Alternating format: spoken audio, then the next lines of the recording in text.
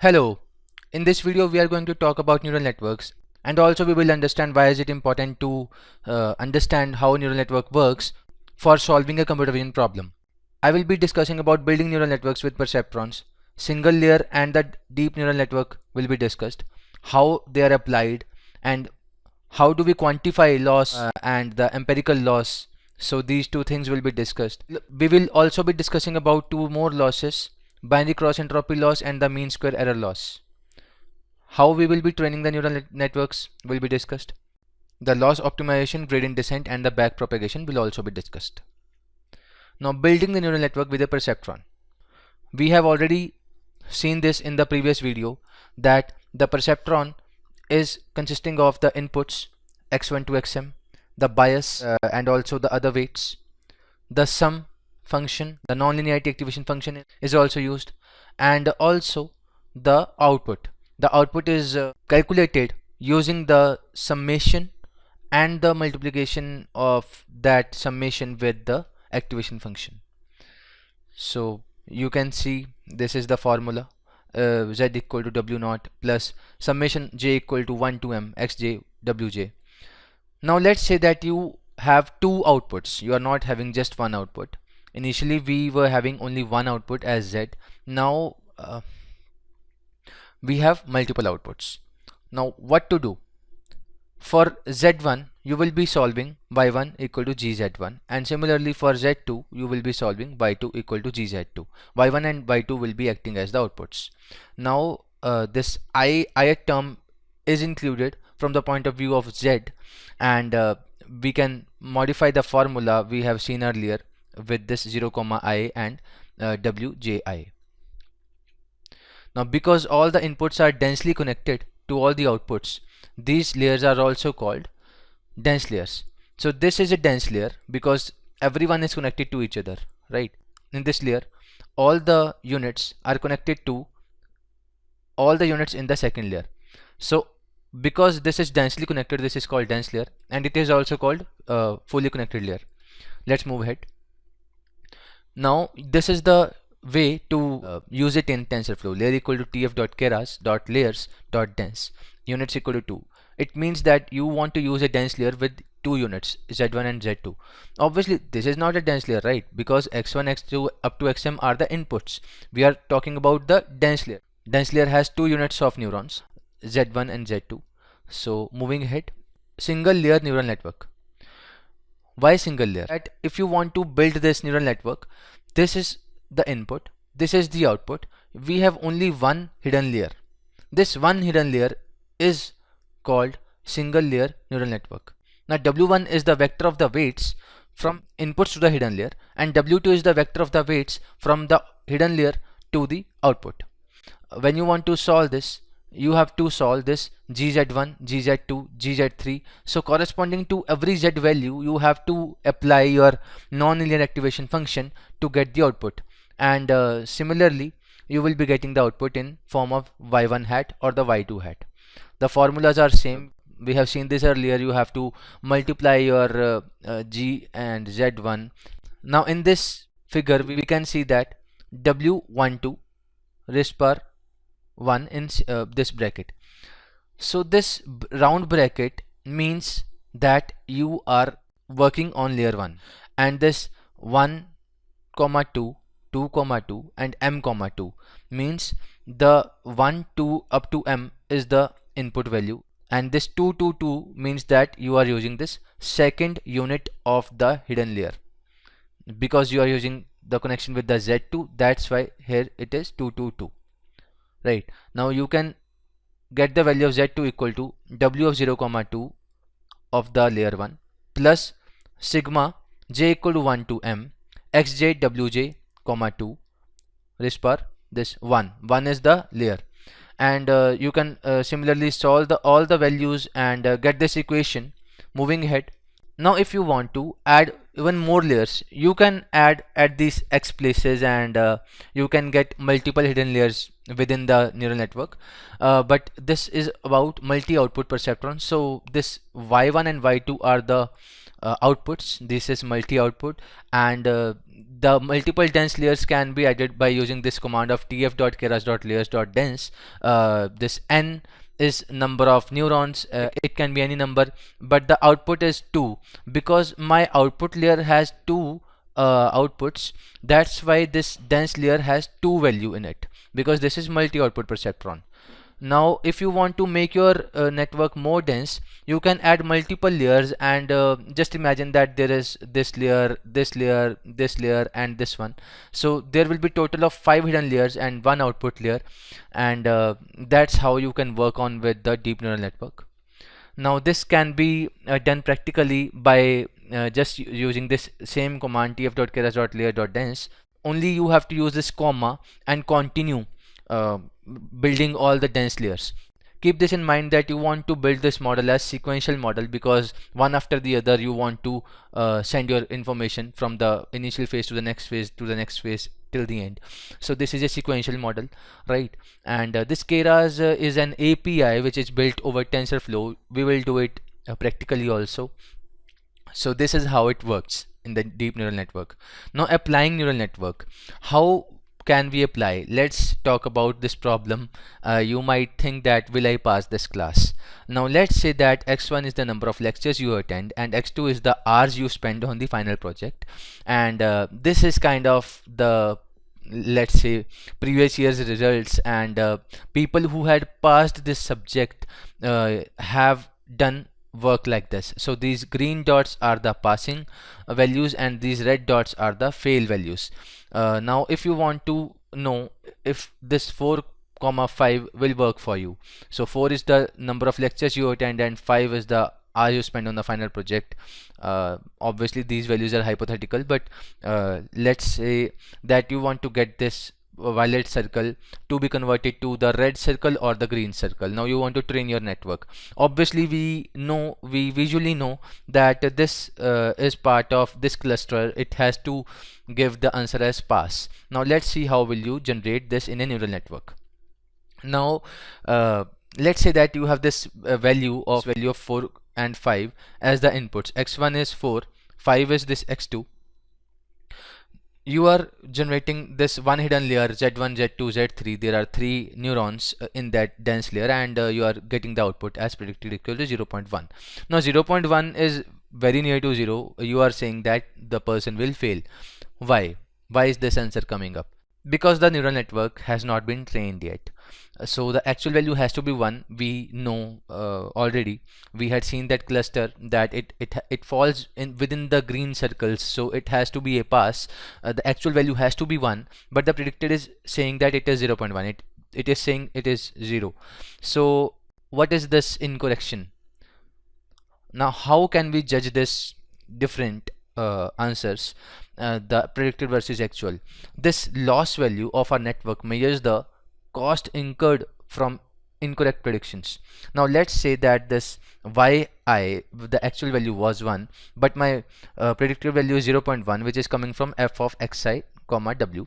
Now this function of loss, predicted comma actual, is the quantifying of loss. Now there are multiple losses. Let's talk about the other loss. Let's say we are talking about empirical loss. This empirical loss measures the total loss over our entire data set. Now I am not just focusing on only one value, but over the full data set. I want to do the prediction, and I want to know if 4,5, 2,1, 5,8 and other values are getting the prediction as right. Now obviously this 4,5 was passing marks, and 5,8 is also obviously passing marks. The output is coming to be 0.1, which is wrong because it has to be pass. This 2,1 is obviously fail. We could see in that graph that 2,1 is very low and it will not fall within the green circles. So it is saying 0.8, which is wrong. It is saying that it will pass, but it will not pass. So this is 0. 0.6 is pass. So this differentiation over the full data set, this 1 by n summation I equal to 1 to n loss function of f of xi comma w comma yi. So this function, this jw, is called the objective function. It is also called the empirical risk or the cost function. Now there are other losses also. Let's talk about this binary cross entropy loss. Cross entropy loss can be used with the models that output a probability between 0 and 1. If you have ever used Kaggle.com, you will know that there is this log loss value which is checked for your predictions, and they say that your log loss value is less or more depending on that you are winning the competition or losing the competition. That log loss value is nothing but this cross entropy loss only. Okay, now how are they calculating it?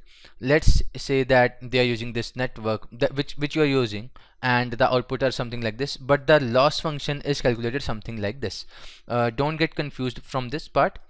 uh, in this we are solving this equation as minus of 1 by n summation over yi log of fxi comma w plus 1 minus yi log of 1 minus fx w. So this looks like complicated when you see it for the first time, but if you see clearly, then yi and log of fxw is the predicted value which we were already using earlier. Now this 1 minus yi is my 1 minus output, log 1 minus f of x comma w. So this is the predicted part, this is not the prediction part which has not been predicted. So this loss function can be calculated using this function within the TensorFlow. Loss equal to tf dot reduce mean tf dot neural network dot softmax cross entropy with logits y comma predicted. So this full function has not to be mathematically solved by you in the practical part, but you can use this TensorFlow function, this softmax cross entropy with logits, and you can get the answer between 0 and 1. Now you can also talk about the mean square error loss. So now you one thing is to be mentioned here, that in this we were only getting 1 and 0 as the outputs, right?